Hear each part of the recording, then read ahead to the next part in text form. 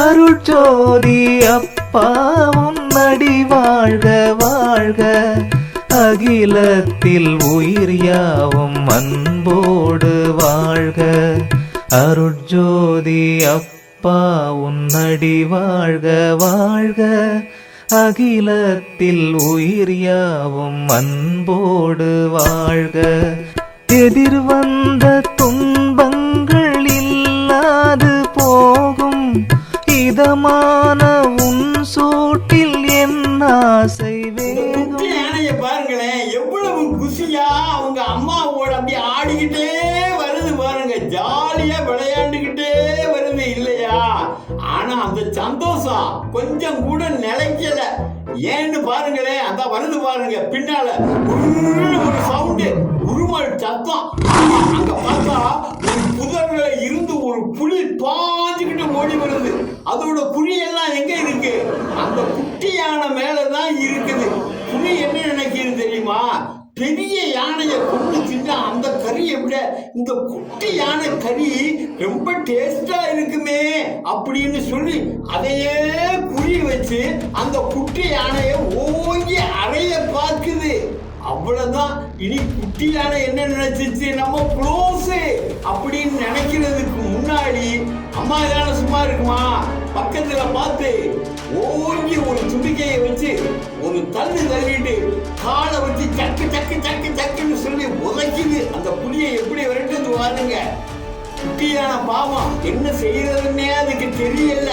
தெரியாம ஒரு கணம் தான் ஒழிச்சிச்சு, அதுக்குள்ள உஷாராயிருச்சு. அப்புறம் திடீர்னு அதுக்கு ஒரு யோசனை, பாதுகாப்பான இடம் எதுன்னு பாக்குது.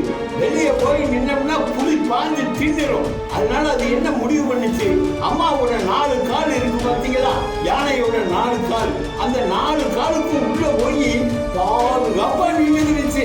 புலினால ஒண்ணுமே செய்ய முடியல. புலிக்கு திரும்ப திரும்ப அட்டாக் பண்ண பார்க்குது, அதுக்குள்ள அம்மா தடுத்துருது. எப்படி அந்த குட்டி யானைக்கு என்ன ஒரு நம்பிக்கை வந்துச்சு தெரியுமா? அம்மா எப்படினாலும் அந்த புலியை விரட்டிடுவாங்க, நம்ம பாதுகாப்பா இருக்கலாம் அப்படின்னு சுத்தி பார்த்தா 4 கவசம் மாதிரி 4 கால்கள் அதுக்கு மத்தியில போய் பத்திரமா அமைதியா உட்கார்ந்துருச்சு. யானை விட்ட உத அடி புலியால ரொம்ப நேரம் தாக்கு பிடிக்க முடியல. இந்த வேட்டை நம்ம கதைக்கு ஆகாது அப்படின்னு சொல்லி வேறு வழி இல்லாம அந்த இடத்தை விட்டு ஓடியே போயிருச்சு. அப்பாடா, ஆபத்து நீங்கிச்சு. இது என்ன, குட்டி யானை என்ன செய்யுது, மீண்டும் அவங்க அம்மாவோட சேர்ந்துக்கிட்டு ஜாலியா விளையாட ஆரம்பிச்சுக்கிட்டே நடக்க ஆரம்பிச்சிச்சு. நடந்து போறத பாருங்களேன், பழைய உற்சாகம் திரும்பிருச்சு அதுக்கு. இந்த குட்டி யானை வேற யாருன்னு நினைச்சீங்களா? இல்ல இல்ல, அதுதான் நம்ம தான் அந்த குட்டி யானை. அந்த நிலைமையில இருக்கோம். குட்டி யானையோட நிலைமையில தான் நம்மளும் இருக்கோம்.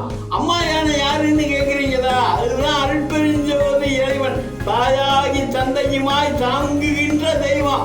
அப்ப யானையோட 4 காலா, அதுதாங்க வள்ளலார் கூறிய 4 வகை ஒழுக்கங்கள், 4 வகை ஒழுக்கங்கள், 4 வகை நெறிகள்.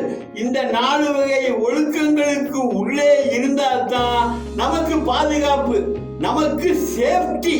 எப்ப 4 கால்களும் கவசமாக இருந்து யானையின் 4 கால்களும் குட்டியை எப்படி காப்பாற்றியதோ அதே போல் 4 வகை ஒழுக்கங்களுக்கு உள்ளே நீங்கள் இருந்தால்தான் நமக்கு பாதுகாப்பு, ஆபத்து வராது. இந்த குட்டி யானை மாதிரி தான் 4 காலை விட்டுட்டு வெளியே வந்தா அப்புறம் எந்த புலி வரும், எப்படி தாக்கும் அப்படின்னு சொல்லி தெரியவே தெரியாது.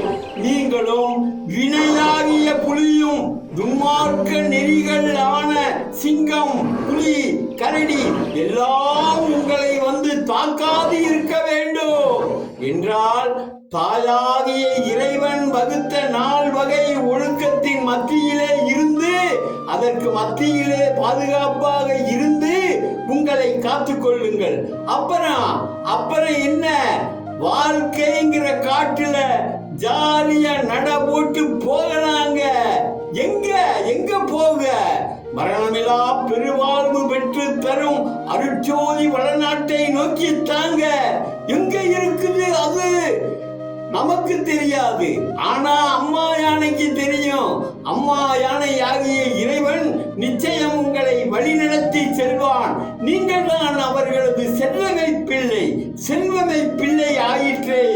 ஆகவே வாழ்க நலமோடும் வள்ளல் அருளோடும். அடுத்த காணொளியிலே சந்திக்கலாம். வணக்கம், உங்கள் மகுட தீபன்.